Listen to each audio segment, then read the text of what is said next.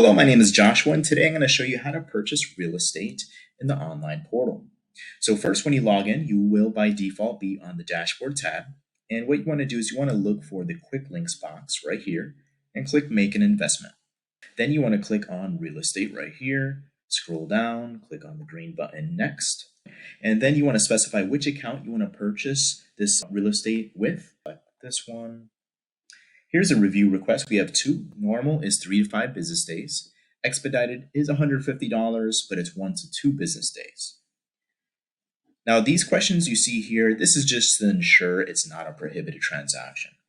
So the first is just making sure that the purchaser on the contract is actually the Entrust Group Inc., FBO, your name and account number. So you just want to click on yes. You cannot sign as a purchaser. We will have to sign as custodian of your IRA. Is the seller a disqualified person or party? No. Is a real estate professional providing services to the transaction a disqualified party to the IRA? Just go ahead and click on no. Then click on save and continue. All right. Now here is the estimated purchase funding price. We're going to go ahead and vacant land. Property is, this is just specifying what type of property is it, if it's a short sale, REO. We're just going to go ahead and click on none of above. Parcel number, the address. Go ahead and enter. Will your IRA be partnering on this investment? You can partner on the purchase of a property with someone else or a different entity. For example, you can use your IRA to purchase 50% of the property and then partner with a spouse, or you can even partner with yourself personally. So your IRA would own 50% and then you personally would own the other 50%. So we're going to go ahead and click on no. Real estate handling the transaction. Here, okay, save and continue. Earnest money deposit is just asking if this is required for this purchase. We're going to go ahead and click on no, save and continue.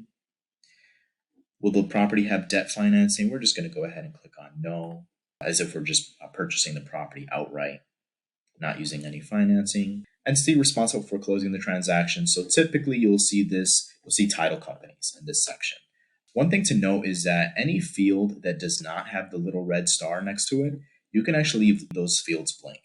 This, you can actually leave all that blank. I'm going to leave that blank here. Here's the payment instruction. So where do we need to send the funds to purchase the property? So typically it would be a title company, an attorney, etc.